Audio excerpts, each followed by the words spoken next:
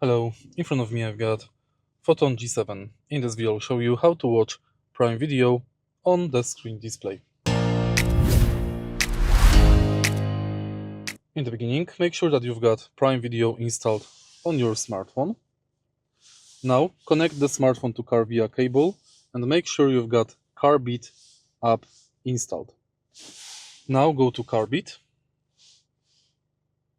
and mirror the screen.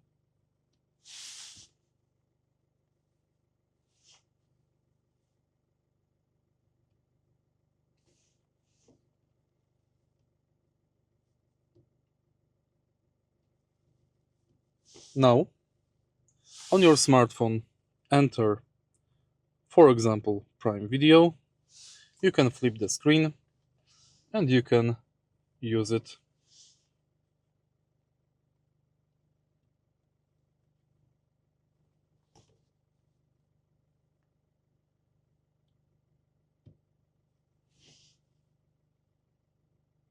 If you find this video helpful, please leave like, comment and subscribe.